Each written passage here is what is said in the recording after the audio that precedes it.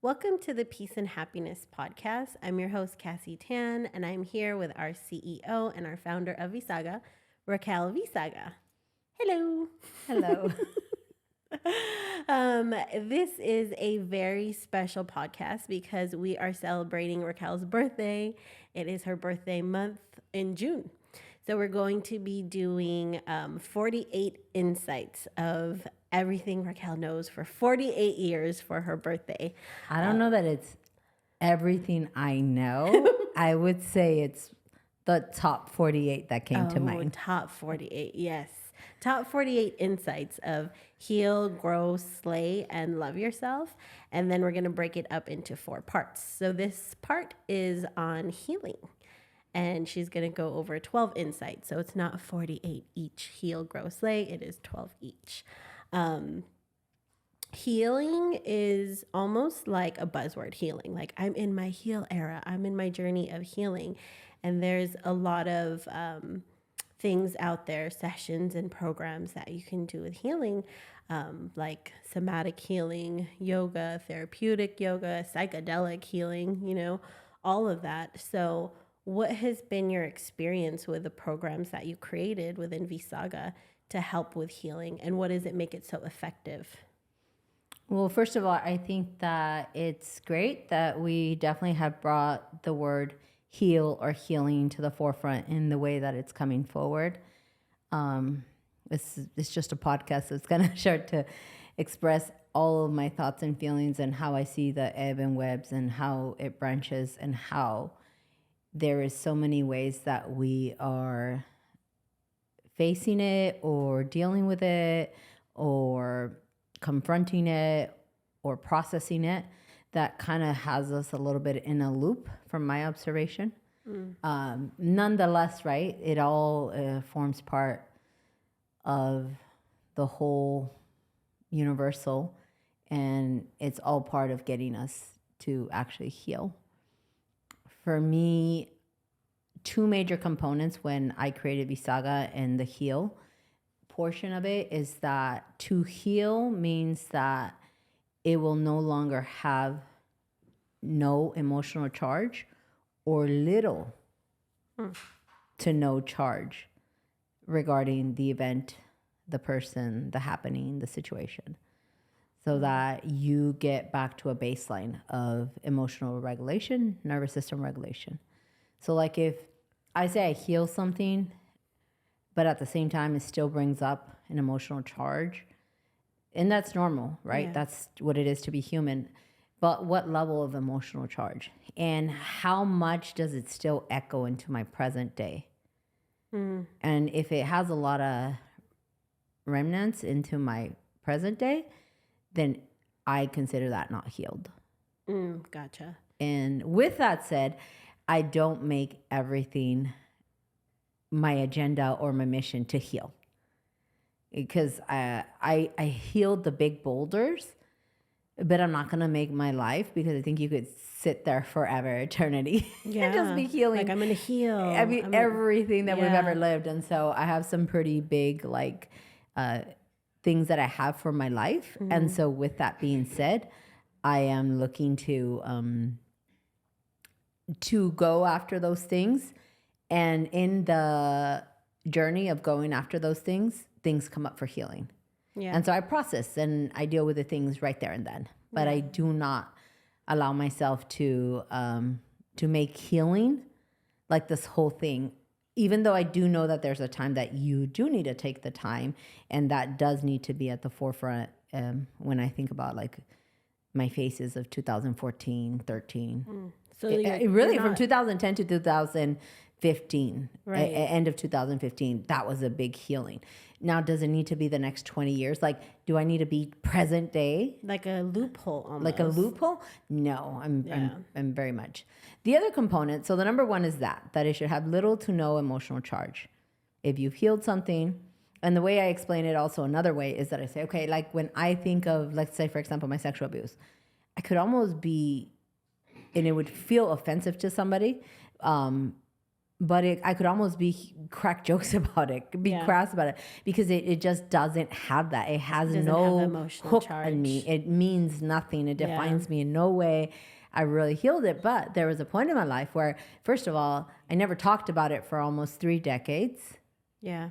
And then after that, aside from not talking about it for almost 3 decades, I also got to the point where if I shared it, I had a hard time. Then I shared it and I would cry. Then I shared it and I would have a knot in my throat. Then I shared it and I would only have a knot or tears, not crying, but just tears at certain points. And then eventually there was no knots in my throat. Then there were no tears, to the point like where I am today. Yeah. And that's with everything I've had to heal in many different areas, right? And so that's what I mean. That's what it should look like, little to no emotional charge. That's, to me, is healing. The other part that I help in V-Saga, that when I created the program, is to heal means that I accept it. I don't try to change it. I don't think it should be different. Yeah. I simply, like, to heal is to understand it was what it was. It is what it is. And I'll give you an example. I was talking to a client yesterday, and she was telling me about something that she went through and how she went to a retreat and they helped her heal it. She's actually not a client. She's somebody new that I did a first intro session. And she said this retreat helped her heal this particular thing. And I said, how so? And then she says, yeah, well, they made me reenact it the way I think it should have been and the way I would have liked it. There's an, what's that mean? So that was, I don't know. So they had to help her heal. She reenacted it how she wanted it to be? Yes. Oh, okay. It almost sounds like it's like bypassing the situation. 100. Like you're not facing it. 100. Yeah. You're not accepting it. Right. You're not in so truth. It feels good because it's like, okay, that's not what, this is how I would like it to be. And that feels nice. But at the same time, it's like, did I address what actually happened? Exactly. Yeah. That's exactly my point. Yeah. We tend to do, in what I'm seeing, a lot of bypassing, and conceptually and intellectually, we're good. We are lying to ourselves.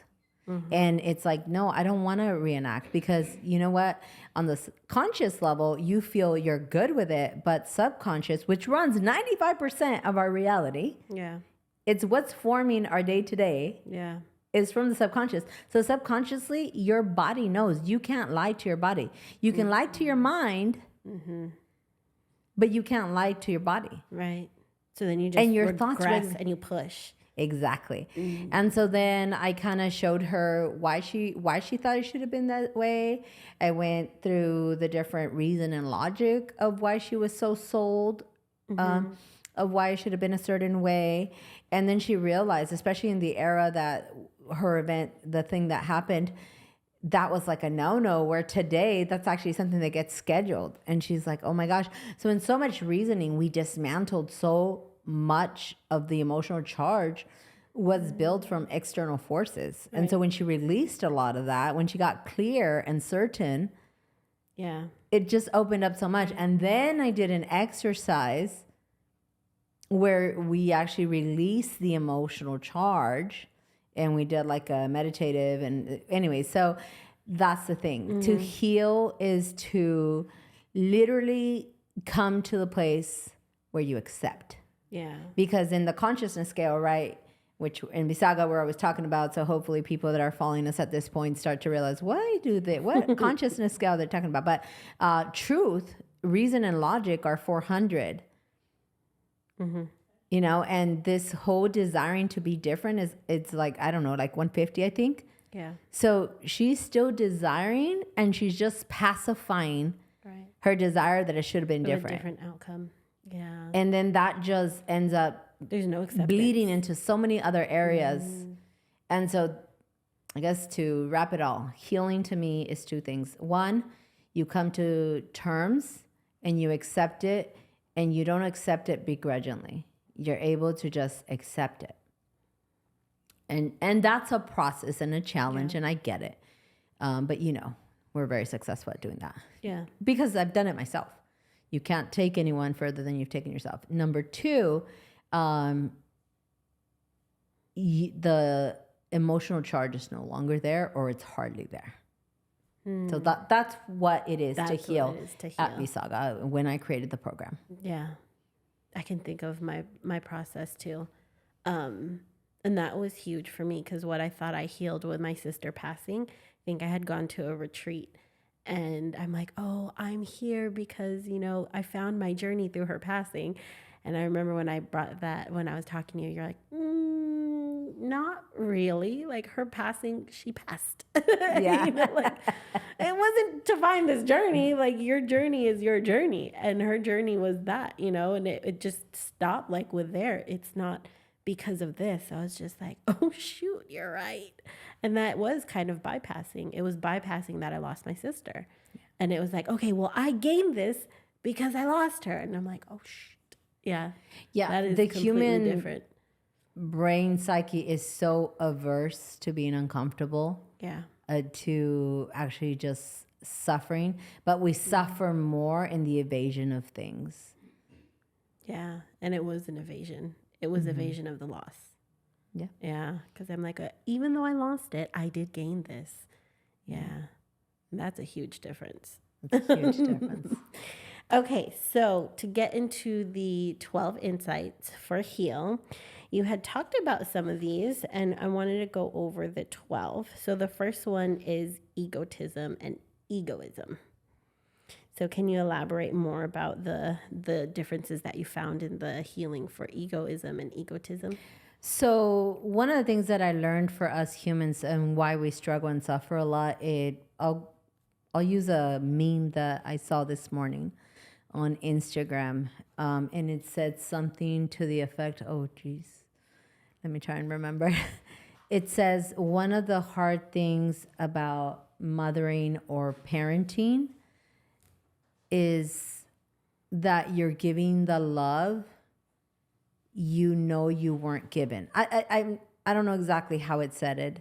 Maybe you could pull it up on your Instagram and read it to me. I know. I don't know if you have easy access to it. I do. Where's it at? I send it to the the coaches because I was using it as a reference for them to see what I'm. Oh, this one, the childhood one? Yes. Can you read it? Childhood wounds are reopened in motherhood because giving what you never had hurts.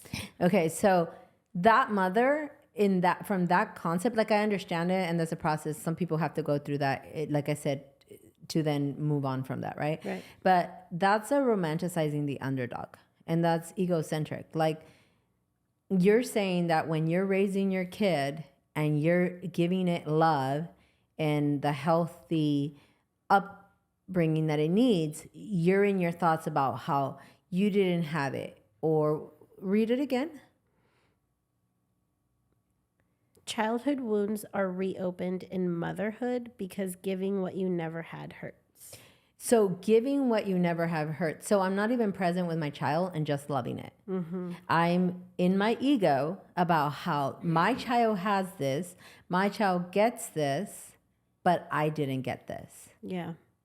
And so it's that kind of thinking that we don't realize that always keeps us in that loop that I talk about. Mm-hmm. And even when it says my childhood wounds, okay, our childhood wounds don't have to be forever. Like if you actually heal it, I don't need to be referencing. That doesn't have to be echoing into my present and my future. Yeah. Like that gets to be very cleared, cleansed, and come to pass. Mm-hmm. And so it's and then the likes, the amount of likes that thing has, and the commentary, everyone, if you start reading the comments, everyone is tuning into, this and that. And so that's actually egotism. And we're egocentric. Like, is it about your raising of your child? And I understand, okay, you have wounds, go heal those. Mm-hmm. But you don't have to have child wounds like a year from now, or at least not be dealing with the same ones. Yeah. And definitely not 10 years from now. So that's what I see, like, again, in that healing thing. We're missing the mark because we unconsciously fall a lot to our egocentric, egoism ways. So then that almost just takes you out of just being even present as a mom. Yes, 100. Yeah. Because you're now imprinting your child wound onto your child. Because that's why I have a lot of people that, are so much better off than their parents were. And they went to try and be the parent they never had. And they made money, or they changed the whole circumstances. And then they grow up and the teenager is hurt and has issues and has depression or has a lack of motivation, or they have all these things. And the parents like, I don't understand. Like, I've given them everything. And it's like, no, you haven't. You've given them everything you thought you should have had. Yeah. Your child has only been like an outside extension of you. And therefore your child hasn't really felt energetically that you see or hear them. Yeah. And that's because you're making it all about you. And now you have your childhood wounds to be about, like, what was me? And now your child too. I've done everything and this is what I get. Or, I just see it all the time. Yeah. It's just like, right. It's perverse, like how extensive it is. But so that's what I mean by insight number one. Like, if you want to heal, you're going to have to become very aware of all the ways that you're very egoistic and egocentric. And you've always said that too. Like, ego is good, but then there's a like a healthy. Yes. So there's ego, and then there's unhealthy ego. There's toxic ego. There's inflated ego. But then there's just ego, and ego just by itself is actually, if you look up the definition, it's self-worth, self-value, self-love, self-respect, self-image, self-esteem. And those aren't bad. Those aren't bad. But it's the part where we are inflating the ego. We're egotism, we're egocentric, egotistical. So yeah. So what was my number 2 insight? So number 1 is, yes, ego. Yep. Differences between the ego and egotism. The second one is image and identity from the collective. Okay. So kind of goes back what we just talked about. Most of us don't have our own self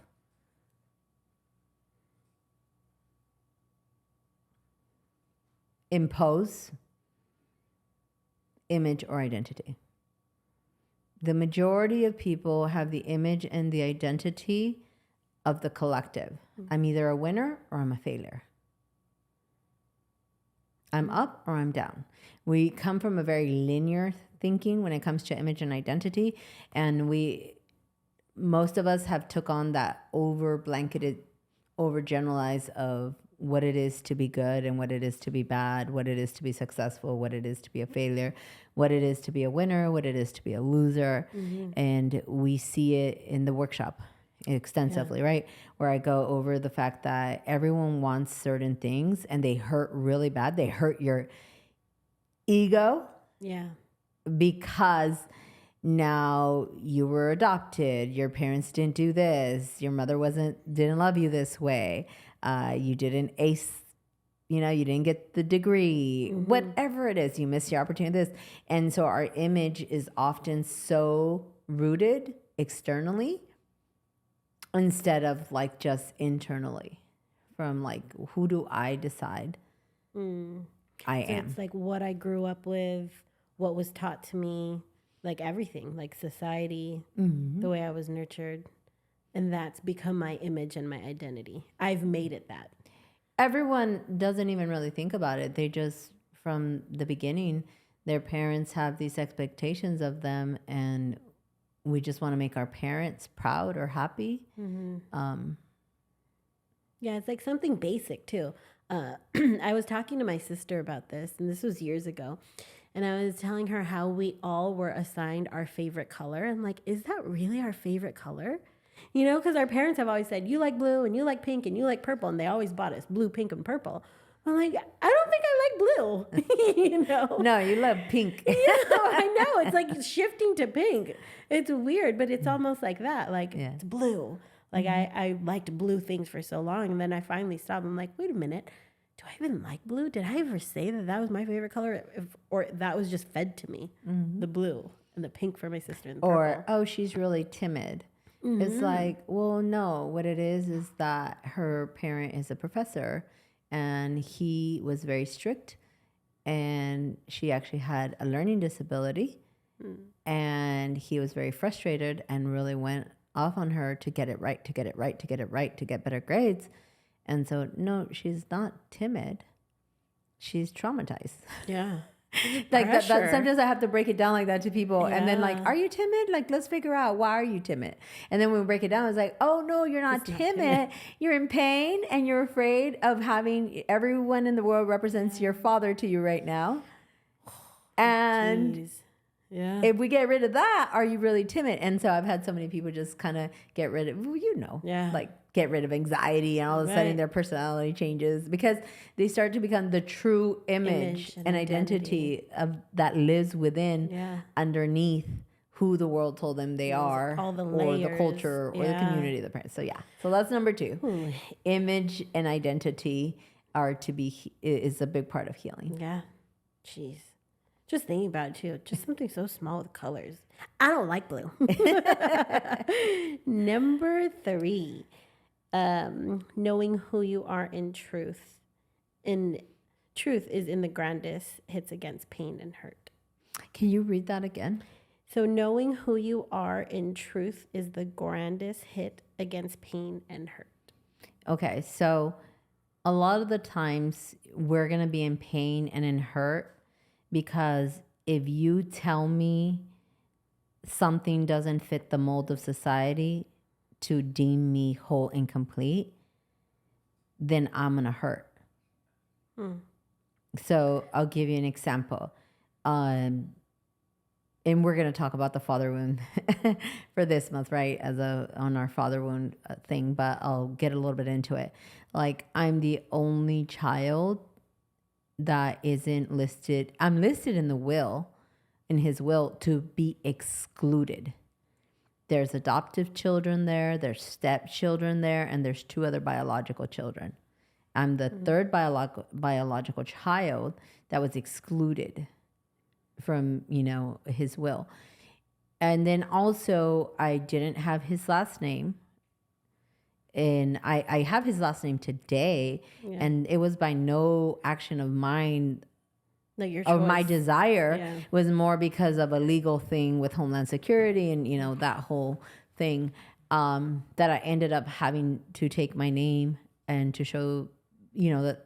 Anyways, that's a whole thing in itself. So that's just 2 big things that I can give you, right? And so then I can then wonder, like, oh my gosh, I'm not loved.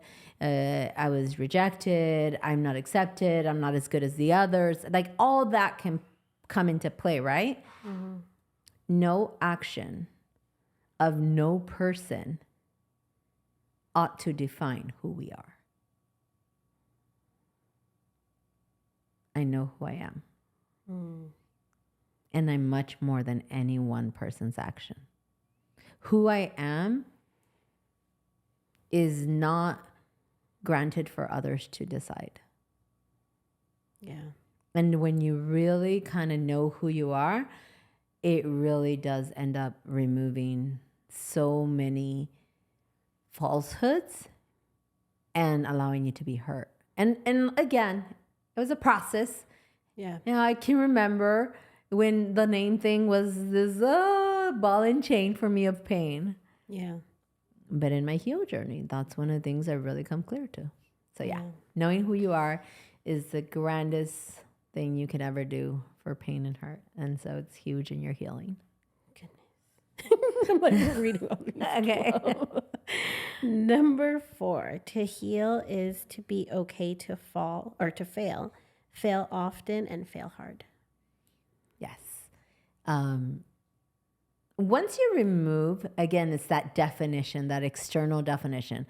If I fail and that defines me, dang, that I'm so limited.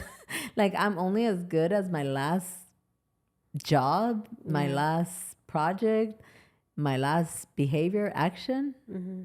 I've just been okay with failing. Like, It's Yeah. because I fail that I succeed. And I like to say sometimes to the classes that I teach, like the biggest failures I know are like Elon Musk and Kobe and Michael Jordan and Bill Gates. And not to say that I hold any one of these in esteem. I'm just saying they are the biggest failures. So is Walt Disney and the Kentucky Fried Chicken and Thomas Edison. They're the biggest failures. Like, come on, Thomas Edison, just to get the light thing, he failed 10,000 times. Yeah. They're the biggest failures. And they fail And hard. they keep going. And they kept Yes, going. exactly it. The fail doesn't mean anything. It doesn't have to mean anything. It just means not that way. Right. Figure it out. There's another way.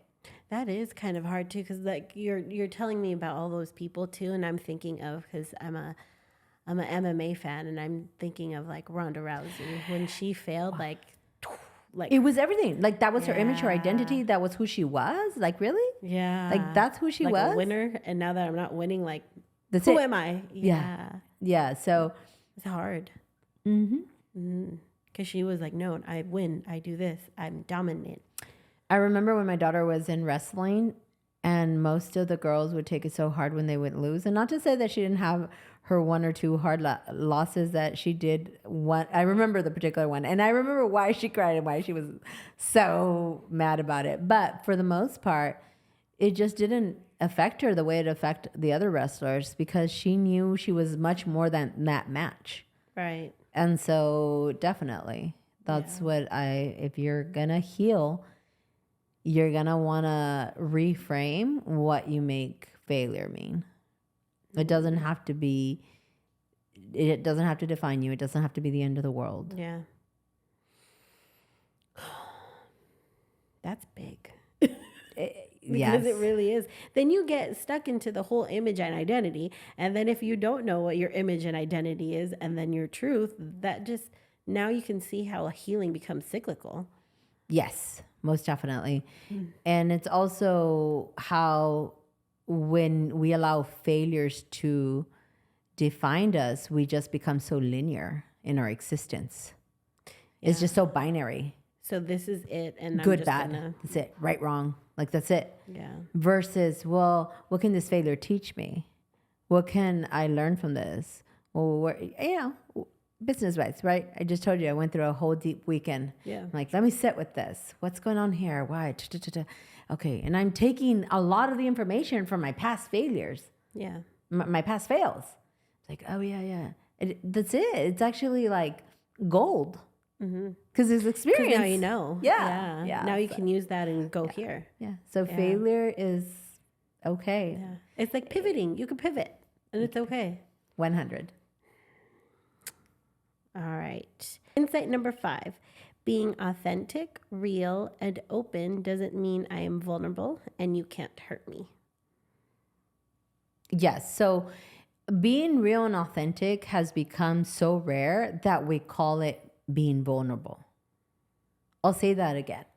Being real and authentic is so rare that we now call it being vulnerable. Yeah. I'm like letting it settle right now too. Yeah, you're right. Or like I remember like one of the times when I for whatever reason, let's say I'm asked to speak on SA, sexual abuse, right? People will say like, wow, you're so brave. And I'm like, I'm so brave because I'm open to share and help people and heal by the example of my journey. Like, that's brave. Like, wow, okay. So just being open. Or some people can say, oh, you're so vulnerable. Because the reason we say it's vulnerable is because, wow, I'm sharing something that now you might see me or categorize me or pigeonhole me in a certain box. And so it's vulnerable to expose myself like that. And to me, it's like, no, you can't put me in a box. Yeah. This is who I am. Like this happened, yes. And we consider that brave and vulnerable. When to me, it's like, that's just being authentic and open. Yeah. And that's a journey to like really get accurate about that. Yeah. So to heal, Oh, so how we listen to others is how we listen to ourselves. How we talk to others is how we internally talk to ourselves. So if I'm not going to be, super open and authentic about things because, well, now I'm being vulnerable and that might expose me, then how we do anything is how we do everything. Then when I'm talking within myself internally, in my consciousness, my higher consciousness, my subconscious, then I'm going to bypass. I'm going to be unconscious and I'm going to bypass a lot of stuff. Because, we don't want to go there. We don't want to go there with people. Guess what? I'm not going to want to go there internally. With myself. Yeah. And often if I do, it won't be healthy because I think I need to hide it. And that creates anxiety. Mm. So a lot of the anxiety we have out there is because we're not being authentic or real or open. Yeah. Not to others, not to ourselves. So that's what I mean about if you're going to heal, you're going to have to get real and authentic. And I don't mean you have to go sharing your story and scream things at the rooftops. I'm just saying learn to have discernment, who and where to share. And above all, just learn to have discernment to be real and authentic with yourself. Mm-hmm. Most people are not. Like, you've seen this, you've experienced this. Yeah. I'll be working with you, I'll be working with a client, and then when I reveal something, it's a hard pill to swallow. Yeah. And I'm being real and open with you about what you're revealing to me by your own statements, and people have a really hard time with that. Yeah. And so if you're going to heal, you got to get real, authentic.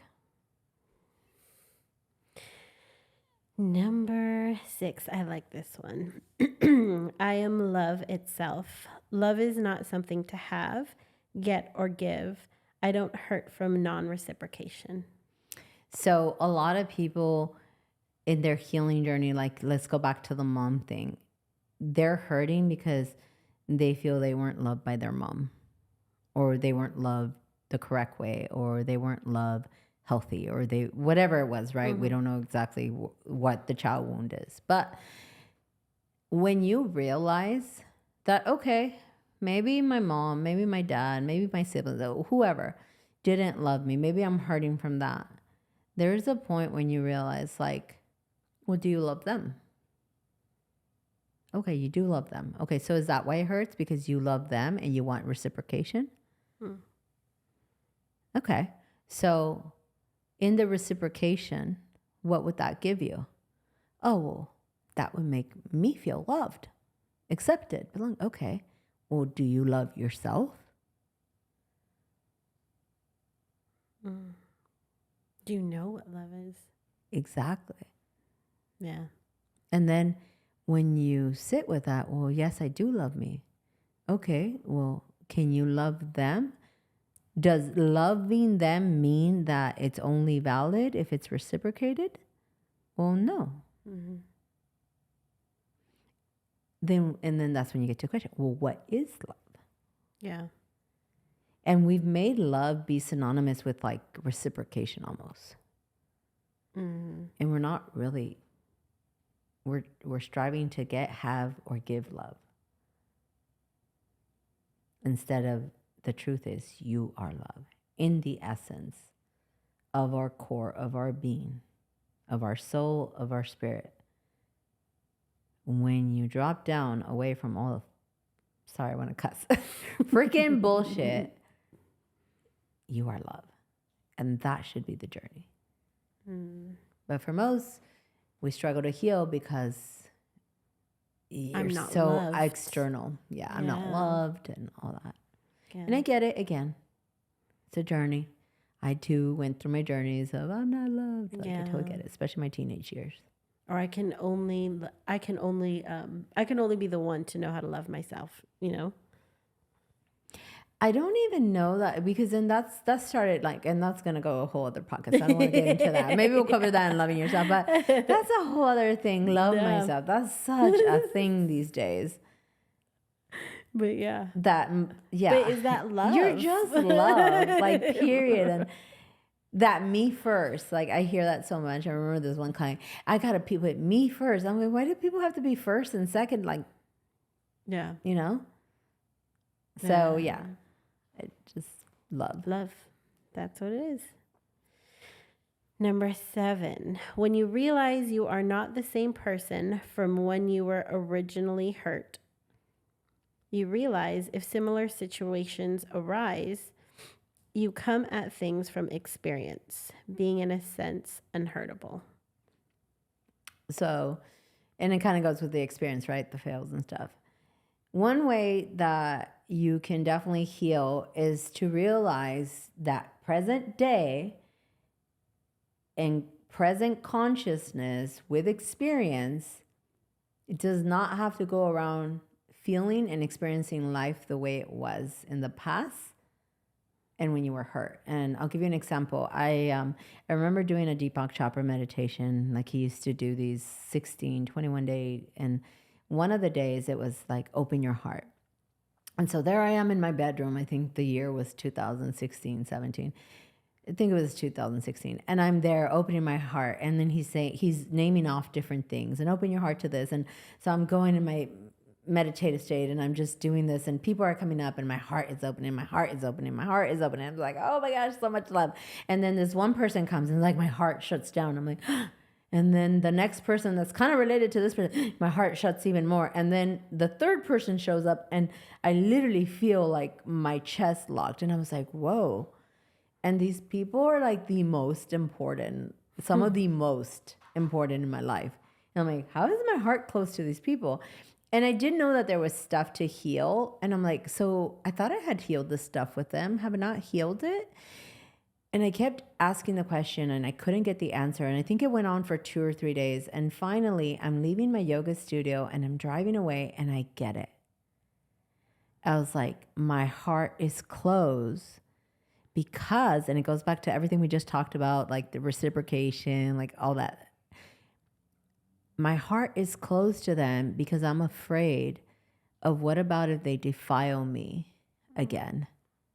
Like when I was a teenager. What about if they lie on me the way I was lied on? What about if the rumors, like they start a rumor? What about if like I'm lied about? Yeah. That I was a promiscuous girl when really I was 9 or 10. From one of my previous podcasts, you could hear I was accused of being a promiscuous at 10. And in that moment, I got, well, if they did that to me today, I would just laugh and be like, y'all guys, you are all smoking You need something. to heal. No, I wouldn't say that. I was like, what are you on? Call me when you're off of whatever you're on. Because who I am today, who I was even in 2016, knew who she was. So I wouldn't let it penetrate me. And in that moment, I breathed and my heart just opened to them. I can love them.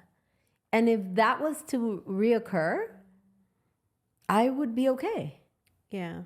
Because I would just, it's something for them to figure out. If somebody's lying on me, actually, you know something recently that happened in 2021.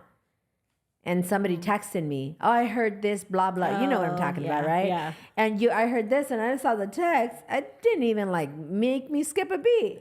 I was like, oh, it sounds like you like to run with one side of the story. So go ahead. Bless you. Right. And because they were like pulling, like they were trying to judge me. And then the person says, oh, you know what? I realized you're right. Like, I've only heard one side of the story. And I'm like, yeah, and I'm not trying to share this. Like you already showed me that you're being judgmental. Like, I just don't care. Right. Like if people lie on me today, I really like, not from, I don't care. No, I'm just like, I'm so busy with my agenda that I have for my life that that's not my concern. Right. So, and if it is, like, have you really moved past that experience in your healing? Yeah. So to heal a lot, you're going to have to start realizing that stuff is going to present itself over and over again. And you have to choose consciousness to realize you're not that same person that got hurt. You have experience. You know better. You know different. So then act, respond differently. Don't live in your experience. Yeah. It's just like that part. Like, that's why we say we're healed, and then you're constantly blaming things or people or situations. Like, no, you're not, because you're not responding differently. Right. So just like really like embrace it, mind, body, and soul. And again, that's something that V-Saga is so great at doing, is I think that's what I've been able to hone and really harness is teach people like they know a lot, they have a lot of knowledge, like have a lot of information, but they're not actually living it out. They're not actually acting it out. They're not embodying it. It's not showing up as wisdom. It's just information and knowledge. And I think that's the thing when you listen to all these insights that you've gone over is these are bridges to bring coherency to mind and body so we can actually live healed. Yeah. Number 8, your 8th insight. I give things the meaning, significance, and interpretation that it has to be something I need to heal, or simply that what is. I don't know what I meant exactly. I know that. Can you reread that? Yeah.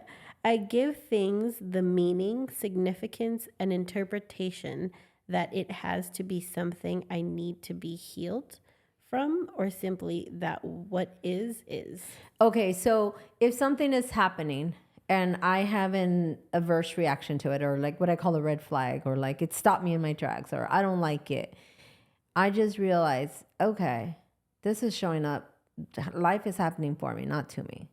So this is showing up to teach me something. What, why am I ruffled? And I don't make it about the person or the situation. Like, you ruffled me, you're hurting me, I'm like, okay, what is needed here? I mean, like recently I've taken over the care of my mother, and it's a bit challenging. For most people, I think it would be extremely challenging with what she's dealing. And for me, I just said, whoa, I have to have a whole level of discipline and structure to be able to manage my life, what I'm here to do on this earth, and her care. And for me, it's like, okay, I'm going to give it the meaning and the significance that better late than never. I wish I would have been raised with structure and discipline because my life would be at a whole other level. And so now it's just representing itself from my mother. Yeah. And so I give things meaning and significance. I'm going to set the tone. I'm going to decide how heavy I'm going to make this, or how I'm going to make it a plot twist and make it work for me. And so therefore, I don't have to be on this constant loop of healing. I'll go even further. You know that I'm going through something right now. I have a family member that is like a piece of my heart outside of it. They're in an 8-hour surgery right now. Mm-hmm. And I could respond. Me and my daughter were talking about it, and I could respond to it, and I could have canceled this, and Yeah, that's exactly what I was thinking. I'm not the doctor. I can't do anything. Mm-hmm. Trust me, after I'm done filming this, I'm heading over there. Yeah. Right? So it's just that. Yeah. And people would say, oh, well, then are you becoming a robot? No, I cried on my way here. I kidded my mom. She didn't know why I was crying because it's not something we want to tell her that's going on because it does nothing for her medical state. And I'm saying, I put these love songs that really hit my heart, and she's laughing at me. And I needed to like release the emotion of it. Mm-hmm. I make things work for me. Right. And it's not that I'm a robot. I feel, but I set the tone of what it has to mean and how, So like the significance is placing it outside of you almost. Like when people have a bad day and they start their day with, oh, I woke up with a neck pain, and then now I hit every red light coming to work, and then I spilled my coffee. So there's like, oh, well, the day's gone. That's like the significance that you're placing. Well, like from waking up with your neck, getting red lights, and spilling your coffee, that's probably like a transfer of 3 hours, right? Mm-hmm. And those were just moments. So did you have a bad day, or did you have some challenging moments? Right. And that's even then too. Like, is it bad or is it challenging? Yeah. And I'm up for challenges. Yeah. So that's why life, and that's the other thing my daughter said, because I had to let a few people know what was going on, and their response was so intense, every single person for the most part. And my daughter said, it's because most people are wired with like, what now? Like they take on life like that. Like, oh, when you take it like, okay, I'm very reasonable and very logic because I'm not in the 200 below, right? The fear, the anxiety, the desire for it to be different, right? I'm like, okay, what's the reason? What's happening? What can I do? What can I not do? What do I have to surrender, right? Yeah. And so I just really manage. And from there, I feel. Yeah. Yeah. Oy. Number 9, our ninth insight. When you get a full in-depth picture, you can often realize there is nothing to forgive. That's a big one. Yeah. And a lot of people that have not been through actual healing, that can seem so bypassing or callous. With that said, being a human is messy. Humans are multidimensional beings. And there's polarization, and the pendulum swings both ways. And so when I can understand the depth of all of that, not just from an intellectual, then I will always be able to find the understanding for things.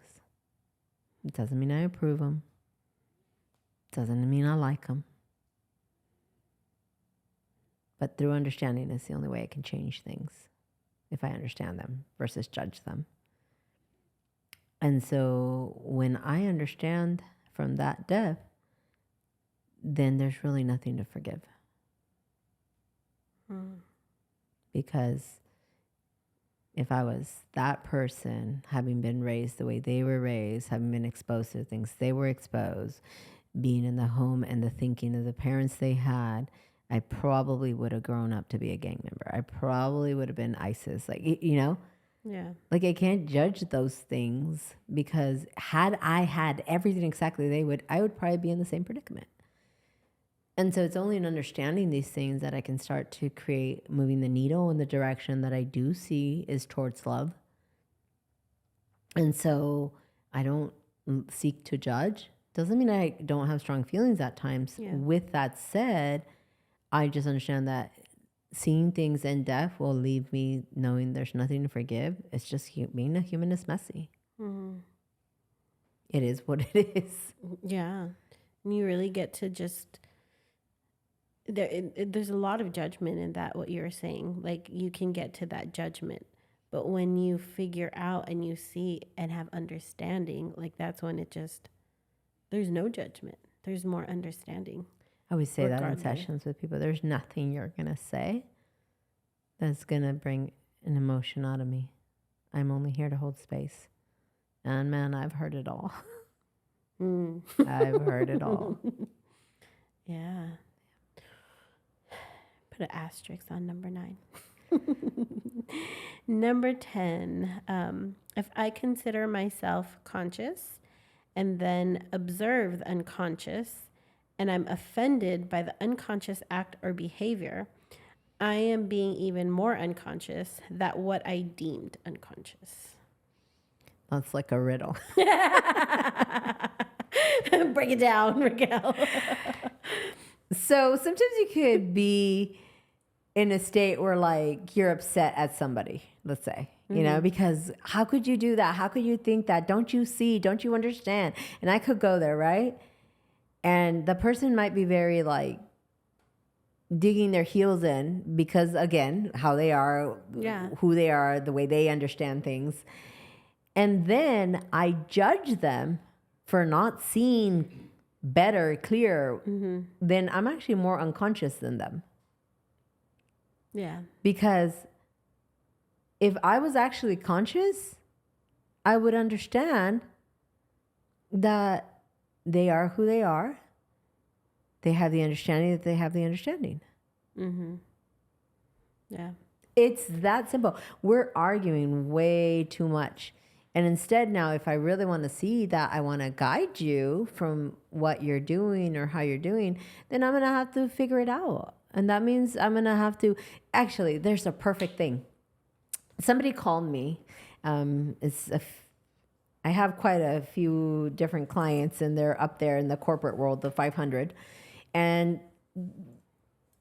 they know that I know somebody that they work with, right? And they said, we're challenging because even though this person's the head, we are the seniors in like, you know, what it is to be a CEO. It's that whole corporate role, right? And I'm like, okay. And so I gave them insight on how to go about certain things. And then I said to them, and if you are senior, you have expansive, vast, more experience and knowledge than this person that is your CEO, then show it. And you could just hear the person like, touche, you know, like, and I said, are you really senior? Because if you're senior,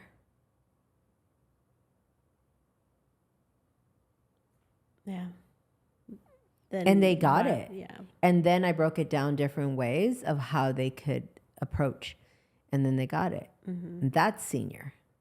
So we like to think of ourselves healed, conscious, enlightened. The minute you start judging someone, you got it and they don't, sorry, honey, you're more unconscious than they are. So that's what I mean. Example. This past weekend, Jose and I got into an argument. Okay. Well, you already know what I say about that. I know. That's what I was like. Oh my gosh, I am way more unconscious than him. And it was over an argument about food and eating and waiting and all this stuff. And I thought I was being the bigger person, you know, like, well, it's a Which long is that way. term, the bigger person, really? Yes. See, so it's just like, okay, go ahead and eat. You know, we're not going to wait, and you go ahead and eat. And then I was like thinking about like how I act. I'm like, yeah, no, he was spot on. And you're right. When you get into those arguments, I was way more unconscious. And he's like, let's just start new. Like, forget it happened and let's just go and eat. And I'm like, well, day's already done. And it's like, okay, let's go and eat, you know? So anytime, you want to consider yourself conscious and you're holding judgment, you're more unconscious than they are. Because at least they're unconscious. And you're aware of that. Yeah. So for you to then judge Go to that, yes. then, like, honey. No. That's why when I sat back. I don't even know. Sometimes I call it evil. Sometimes I call that evil. Yeah, or petty Cassie, you know. Oh, which, by the way, me and my sisters have are you being tiny? So, Yeah. no, but I'm talking about like when you're really thinking you're in your logic. Oh, yeah. Because I know when I'm being so tiny or petty, like I'm choosing it, you know, I get that. No, I'm talking about when you really think you're right and they're wrong and then you want to ride that horse out. Like, yeah, for a brief moment, it was that. And I'm like, oh, yeah, I need to check myself. Yeah. Number 11, understanding what it is to be in someone else's shoes will help you heal most things you feel are hurtful or damaging. It goes back to the number one. We tend to make everything from like egotism. What's the other word? Oh, narcissist. Oh, he's a narcissist. Like, I have found that the majority of people that have been deemed narcissists are just in deep, deep pain. And again, it's that conscious calling the unconscious unconscious, right? And it's like, well, how do you reach that? Yeah. And it's even that the whole identity and image that they've placed. And so when I allow myself to put myself in other people's shoes, then I'm able to see them, feel them, hear them. And for that means I'm going to have to choose love. I'm going to have to be love, not have, get, or give it. I'm going to be love. I'm going to hold space in love so that I can see and feel and hear them. And the healing that they'll get is my healing too, because we do belong to one another. And that's number 11 for a reason. It's deep. And it goes, I recommend everyone watch, I believe the last name is Logan. It's a TEDx talk on tribal leadership. And we should all strive to be tribe 4 and 5. And number 11 is definitely up there on the tribe 5. And when you do that, you'll really deeply understand. The 12th insight for heal. Using Archie. I our lovely V-Saga term in, or term in V-Saga is accurate thinking, reasoning, concise, holy, infinite intelligence, and embody. So let me read that again. Accurate thinking, reasoning from a higher consciousness, being concise, striving to be holy, lean on infinite intelligence, and embodying the application of Archie are a bridge to healing the past, present, and future. 100. Let's start with accurate thinking. Everything we've talked in this podcast, if it was just a lot of accurate thinking, like processing things not from your feelings. And even though your feelings are real and they can be valid, that doesn't make them facts.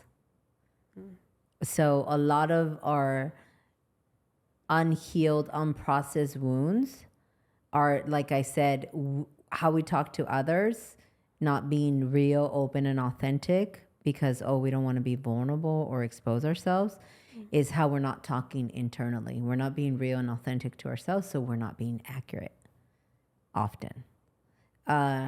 Reasoning. Where's your reasoning? Is your reasoning tiny, petty, lower consciousness, or is it in higher consciousness? It goes back to that number 11, right? Mm-hmm. Like, is your reasoning coming from love? Are you walking with yourself and others in love?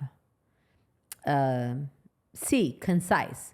We tend to not be concise or specific about things because the ego, like we talked, plays a big role in healing.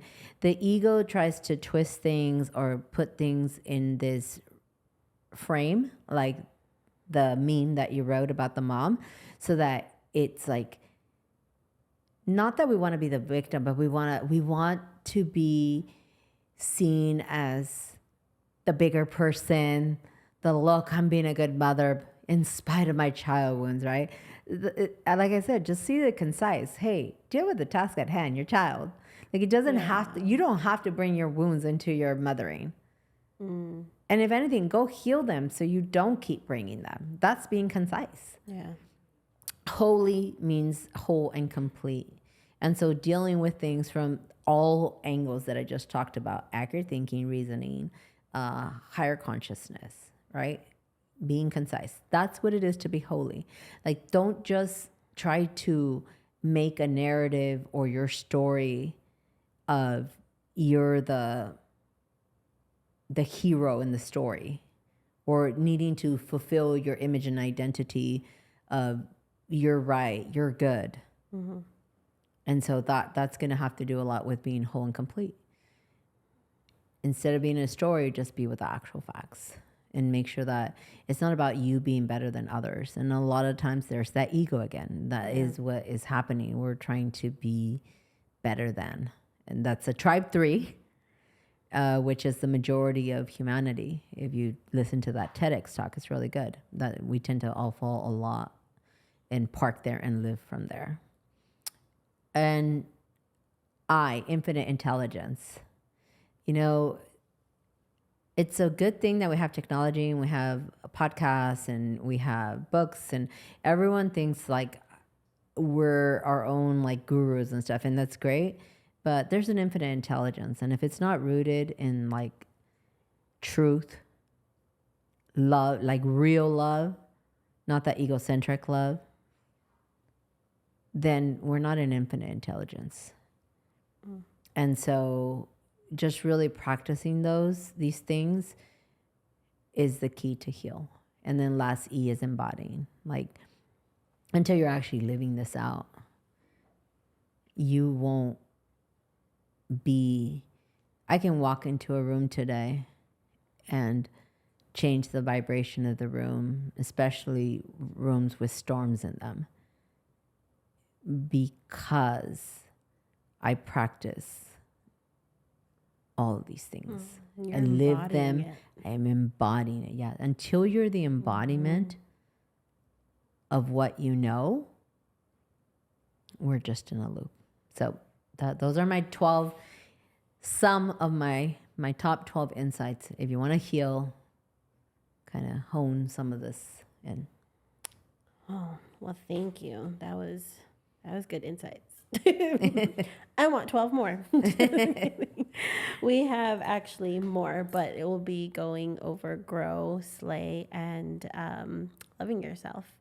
So catch us on the next part of the 48 top insights of Raquel, and we will see you next time. We hope you heal, grow, and slay. Thank you.